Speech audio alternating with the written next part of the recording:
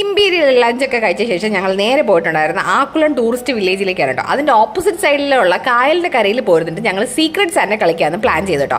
ഞങ്ങൾ ഡിസംബറിൽ get together ഉണ്ടെന്ന് ആലോചിച്ചപ്പോൾ തന്നെ പ്ലാൻ ചെയ്ത കാര്യമാണ് ഈ സീക്രട്ട് സാൻഡ കളിക്കുന്ന കാര്യം. ഇതിൻ്റെ ഒരു ഐഡിയ തന്നത് നമ്മുടെ അമ്മുക്കുട്ടിയാണ് കേട്ടോ. അമ്മു എന്ന് പറയുമ്പോഴത്തേക്ക് എൻ്റെ ചേച്ചിയുടെ മൂത്ത മോളാണ്. ആളൊരു LLB സ്റ്റുഡൻ്റ് ആണ്. ഇതിപ്പോൾ ഏതാ അമ്മു എന്ന് പറഞ്ഞു തരാനായിട്ട് പറ്റത്തില്ല, കാരണം എല്ലാവരും ഒരേ കളർ ഡ്രസ്സിലാണല്ലോ. അപ്പോൾ ഈ ഡ്രസ്സിൻ്റെ കാര്യം പറഞ്ഞു തന്നപ്പോഴാണ് നമ്മൾ ആമസോണിൽ നിന്ന് ക്രിസ്മസ് തീമായിട്ട് നമ്മൾ റെഡ് ചൂസ് ചെയ്തിട്ടുള്ളത്. വർഷത്തിൽ 3-4 പ്രാവശ്യമാണ് നമ്മൾ തമ്മിൽ അങ്ങോട്ടും ഇങ്ങോട്ടും കാണാൻ പറ്റുന്നത്. അത് കാരണം ബാക്കി പ്ലാനിങ്ങും കാര്യങ്ങളെല്ലാം നമ്മുടെ ഫോണിലൂടെ തന്നെ ആയിരിക്കും കേട്ടോ. അങ്ങനെ നമ്മുടെ പ്ലാനിങ്ങിന്റെ ഭാഗമായിട്ട് നമ്മൾ ബാംഗ്ലൂരിൽ നിന്ന് തന്നെ ഗിഫ്റ്റൊക്കെ വാങ്ങിക്കൊണ്ട് വന്നിട്ടുണ്ടായിരുന്നു. ചേച്ചി ഇവിടെ ഗിഫ്റ്റൊക്കെ വാങ്ങി റെഡിയാക്കിയാണ് കൊണ്ടുവന്നിട്ടുണ്ടായിരുന്നു കേട്ടോ. അങ്ങനെ കളിച്ച് തുടങ്ങിയ സമയത്ത് നമുക്ക് എല്ലാവർക്കും അങ്ങോട്ടും ഇങ്ങോട്ടും ഫാമിലി തന്നെയാണ് കിട്ടിക്കൊണ്ടിരുന്നത് കേട്ടോ. ചേട്ടന് അപ്പൂനെ കിട്ടുന്നുണ്ടായിരുന്നു, അപ്പൂന് എന്നെ കിട്ടി, എനിക്ക് ചിപ്പൂനെ കിട്ടി. എന്തായാലും ഭയങ്കര രസമായിരുന്നു കേട്ടോ. നമ്മൾ കുറേ നാളിന് ശേഷം, അതായത് കോളേജൊക്കെ കഴിഞ്ഞതിന് ശേഷം എനിക്ക് തോന്നുന്നു ഇപ്പോഴാണ് കളിക്കുന്നത്. അത് ഫാമിലിയുടെ കൂടെ ആകുമ്പോൾ നമുക്ക് കുറച്ചും കൂടെ സ്പെഷ്യലായിട്ട് ഫീൽ ചെയ്യുമല്ലേ. ക്രിസ്മസിന് ഇതുപോലെ നിങ്ങളും ഗെറ്റ് ടുഗദറൊക്കെ പ്ലാൻ ചെയ്യുന്നുണ്ടെങ്കിൽ ഇതൊക്കെ ട്രൈ ചെയ്ത് നോക്കാത്ത സംഭവങ്ങൾ കേട്ടോ. ഭയങ്കര ചെറിയ ചെറിയ കാര്യങ്ങളാണെങ്കിൽ നമുക്ക് ഒരുപാട് സന്തോഷം തരും. നമുക്ക് ലൈഫ് ലോങ് ഓർക്കാനുള്ള കുറേ മൂമെൻറ്റ്സ് ഒക്കെ ഇത് തരും എന്നുള്ളതാണ് ഒരു പ്രത്യേകത.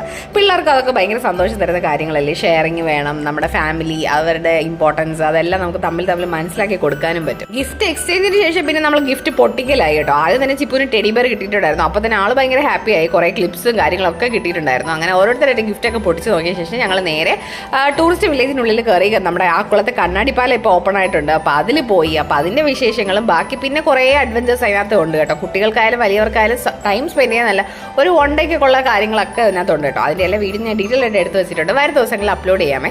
അപ്പോൾ ഇതൊക്കെ കഴിഞ്ഞ ശേഷം പിന്നെ നമുക്ക് ക്രിസ്മസ് ആകുമ്പോൾ ഒരു കേക്ക് കട്ട് ചെയ്യണ്ടേ. കേക്ക് കട്ട് ചെയ്തത് ഭയങ്കര ഒരു സർപ്രൈസ് ആയിരുന്നു കേട്ടോ. ഞങ്ങൾ തിരിച്ച് പോകുന്ന വഴിക്ക് കേക്ക് വാങ്ങി വീട്ടിൽ പോകാൻ പ്ലാൻ ചെയ്തിട്ടാണ് വന്നിട്ടുണ്ടായിരുന്നത്. പക്ഷേ നമുക്ക് വഴിയിൽ വെച്ച് അൺഎക്സ്പെക്റ്റഡ് ആയിട്ട് ഒരു സംഭവം നടന്നു കേട്ടോ. അതെന്താണെന്ന് നിങ്ങൾക്ക് അറിയണ്ടേ, ഞാൻ അടുത്ത വീഡിയോയിൽ കാണിക്കാം. ഉറപ്പായിട്ട് നിങ്ങൾക്ക് എന്തായാലും ഇഷ്ടപ്പെടുമെന്നാണ് കേട്ടോ വിശ്വാസം. അപ്പോൾ എന്തായാലും നമ്മുടെ ഗിഫ്റ്റ് എക്സ്ചേഞ്ചും കാര്യങ്ങളൊക്കെ അടിപൊളിയായിട്ട് നടന്നുകൊണ്ടിരിക്കുകയാണ്. അപ്പോൾ ബാക്കി നിങ്ങൾ കണ്ടിട്ട് നമ്മുടെ ഫാമിലിയൊക്കെ ഇഷ്ടമായോ, നമ്മുടെ ഗിഫ്റ്റ് എക്സ്ചേഞ്ചും കാര്യങ്ങളൊക്കെ ഇഷ്ടമായോ എന്നുള്ളത് കമൻറ്റ് ചെയ്യാൻ മറന്നു പോകല്ലേ.